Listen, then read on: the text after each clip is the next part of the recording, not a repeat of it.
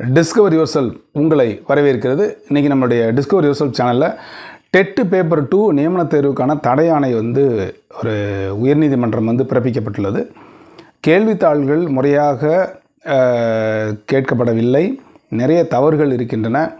So இதனால் பாதிக்கப்பட்டவர்கள் ஒரு பக்கம் பார்த்திங்க அப்படின்னு சொன்னால் கோர்ட்டுக்கு போயிருக்கிறாங்க. ஸோ இந்த கோர்ட் அதனுடைய பெட்டிஷனுடைய அடிப்படையில் டிஆர்பிக்கு பதிலளிக்க உத்தரவிட்டிருக்கிறாங்க. 15 நாளைக்குள்ளே பதிலளிக்க சொல்லி உத்தரவிட்டிருக்காங்க. ஜூன் மாதம் நியமன தேர்வு நடைபெறுமா என்பது இப்போ ஒரு கேள்விக்குறி. பொதுவாக பார்த்திங்க அப்படின்னா ஒவ்வொரு முறையும் பெரிய பெரிய போஸ்டிங் போடும் பொழுதும் சரி, இல்லை டிஆர்பியில் தான் இந்த பிரச்சனை வந்துக்கிட்டே இருக்குது. டிஎன்பிஎஸ்ஸை பொறுத்த மட்டும் கரெக்டாக போய்கிட்டே இருக்கும். இந்த டிஆர்பிக்கு மட்டும் ஏன் அப்படின்னு தெரியல. ஏற்கனவே பார்த்திங்கன்னா அந்த டிஆர்பியினுடைய கட்டமைப்பை பல்வேறு விதமாக மாற்றி இருக்கிறாங்க. கோர்ட்டில் கேஸ் போட முடியாத அளவுக்கு பல்வேறு விதமான நடவடிக்கைகள் எடுத்திருக்காங்க. இதுக்குன்னு தனி விங்ஸ்லாம் போட்டு வச்சுருந்தாங்க. இருந்தாலும் அந்த கேள்வித்தாள்களினுடைய அமைப்பு முறை ஆனது நிறைய பாதிக்கப்பட்டதாக சொல்லப்படுகிறது. அதே மாதிரி ஸ்டார் கொஸ்டின் சில பேருக்கு போட்டதாகவும் சில பேருக்கு இல்லை அப்படின்னு சொல்லியும் சொல்கிறாங்க. ஸோ இது எந்த அளவுக்கு அது போய் சேரும் அப்படின்றது, நியமன தேர்வு வேண்டுமானால் தள்ளி போகலாமே ஒழிய மொத்தமாக இந்த எக்ஸாமை கேன்சல் பண்ணிவிட்டு வேறு எக்ஸாம் வைப்பாங்க அப்படின்னு ஒரு 100% நம்ம நம்பவே முடியாது. ஏன்னா இது வரைக்கும் பல எக்ஸாம் நடந்திருக்கு, பல நபர்கள் கோர்ட்டுக்கு போயிருக்கிறாங்க.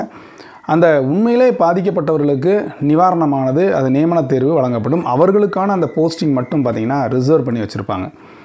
ஸோ ஒருவேளை ஒட்டுமொத்தமாக ஒரு குரூப் ஆஃப் மெம்பர்ஸு ஒரு 500 பேர் சேர்ந்து அந்த கோர்ட்டில் கேஸ் போட்டிருந்தாங்கன்னா தனித்தனியாக அவர்கள் எவ்வாறு பாதிக்கப்பட்டார்கள் என்பதை அலசி ஆராய்ந்த பின்பு ஸோ அதற்கேற்றவாறு அந்த கேஸ் ஆனது மூவ் ஆகும்.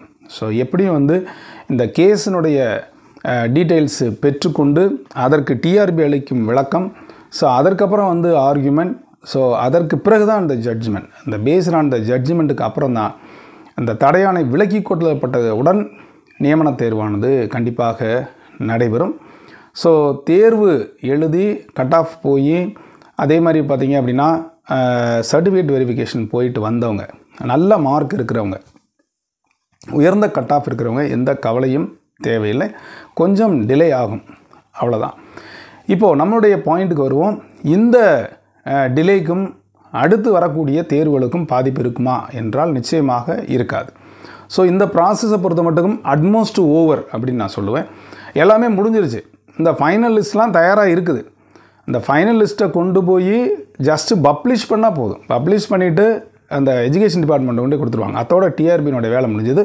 இன்னும் சொல்லப்போனால் TRB work is over. Once certificate verification முடிஞ்ச உடனேயே ஃபைனல் லிஸ்ட்டு அவங்களுக்கு கம்ப்யூட்டரில் தட்டினாங்கன்னா வந்துடும். தயாராக இருக்கிறது, இப்பொழுதே தயாராக இருக்கிறது. இன்றைக்கி இந்த தடையாணை பெறப்படவில்லை என்றால் கண்டிப்பாக பார்த்திங்கன்னா உடனே போஸ்டிங் போடுவதற்கான வாய்ப்புகள் கூட இருக்கும்னே சொல்லலாம். ஏற்கனவே அவங்களும் அப்படி தான் சொன்னாங்க. ஜூனில் போஸ்டிங் போட்டுருவோம் அப்படின்னு சொன்னாங்க.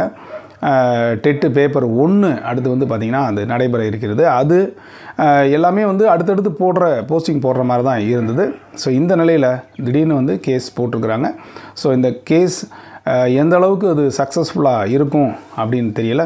ஸோ கடந்து முடிந்த எல்லா விதமான டிஆர்பிலையும் பார்த்திங்க அப்படின்னா அந்த கேஸு ஏதோ ஒரு காரணங்களுக்காக பாதிக்கப்பட்டவர்களுக்கு மட்டும் நிவாரணம் வழங்குவாங்க. அவங்களுக்கு தனியாக மார்க் அடிப்படையில் போஸ்டிங்கோ ஏதோ ஒன்று நடக்கும்.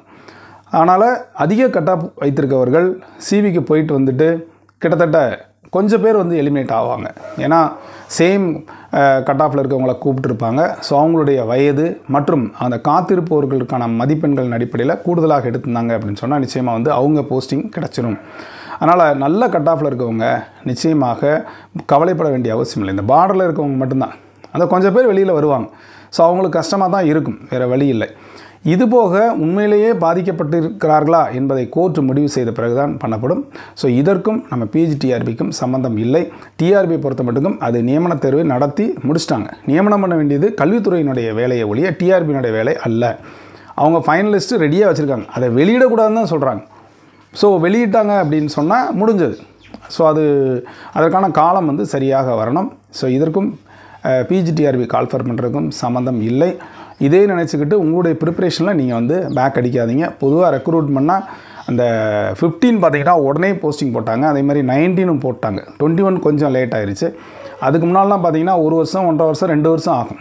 இப்போவுமே வந்து அனௌன்ஸ்மெண்ட் பண்ணி எவ்வளோ நாள் ஆகுது நீங்களே பார்த்துக்கிட்டு தான் இருக்கிறீங்க. ஸோ அதனால் எப்படினாலும் குறைந்தது 6 மாத காலம் ஆகும், 1 வருடம் கூட ஆகலாம். இப்போ எக்ஸாம் எழுதியாச்சு, ரிசல்ட்டு போட்டாச்சு, சி வரைக்கும் போயிட்டு வந்தாச்சு. ஸோ டோன்ட் வரி, இன்னும் சில நாட்கள் காத்திருந்தால் நிச்சயமாக வந்து உங்கள் கையில் அப்பாயின்மெண்ட் வந்துடும். இதே போல தான் பிஜிடிஆர்பிக்கும். ஸோ எதற்கும் அதற்கும் எந்த சம்மந்தம் இல்லை. இது ரெகுலராக ஆஸ் பர் ஷெட்யூல் படி கொஞ்சம் டிலே ஆனாலும் கண்டிப்பாக நீங்கள் ஆகஸ்ட்டில் எதிர்பார்க்கலாம். ஸோ இதற்காக நீங்கள் மனம் தளர வேண்டாம். நிச்சயமாக வந்து ஒரு நல்ல ரிசல்ட்டை நீங்கள் எதிர்பார்க்கலாம். தொடர்ந்து இந்த பதிவை உங்களுடைய பல நண்பர்களுக்கும் ஷேர் பண்ணுங்கள். டெட் எழுதி பாஸ் பண்ணி நியமன தேர்வு பெற இருக்கும் நண்பர்கள் அனைவருக்கும் வாழ்த்துக்கள். இந்த கேஸ் கூடிய விரைவில் ஒரு முடிவுக்கு வந்துடும். இதற்கும் பிஜிடிஆர்பிக்கும் சம்மந்தம் இல்லை. விரைவில் பிஜிடிஆர்பி வர இருக்கிறது. அது மட்டும் இல்லை, நம்மளுடைய வரக்கூடிய சனிக்கிழமை அன்று எஜுகேஷன் சைக்காலஜிக்கான அடுத்த பேட்ச் ஆரம்பிக்க இருக்கிறது. அதனால் கண்டிப்பாக கீழே தர நம்பர் தொடர்பு கொண்டு உங்களுடைய பெயரை பதிவு செய்து கொள்ளுங்கள். கிளாஸஸுக்கு வாங்க, சப்ஜெக்ட் படிங்க, நல்ல ஒரு டெப்த் நாலேஜை போட்டுட்டு கண்டிப்பாக வந்து ஒரு உயர்ந்த கட்டாக பெறுவதற்கான முயற்சி செய்யுங்கள். அதனால் நமக்கு சுற்றி இருக்கக்கூடிய சரௌண்டிங்ஸ்லாம் நெகட்டிவாக நினச்சிக்கிட்டு பாசிட்டிவாக எப்படி குதிரைக்கு பிளிங்கர்ஸ் கட்டி விட்டால் அது அந்த இலக்கை மட்டுமே ஒரு குறிவைத்து கொண்டு இருக்குமோ அதே போன்று உங்களுடைய இலக்கை மட்டும் விட்டு விடாதீர்கள். இது வரைக்கும் நம்முடைய சேனலை சப்ஸ்கிரைப் பண்ணிட்டு கூட பெல் ஐகானை கிளிக் பண்ணிட்டு ஆளுங்கிற ஆப்ஷனை மறக்காமல் செலக்ட் பண்ணுங்கள். மீண்டும் அடுத்த ஒரு நல்ல அப்டேஷன் சந்திக்கிறேன். நன்றி, வணக்கம்.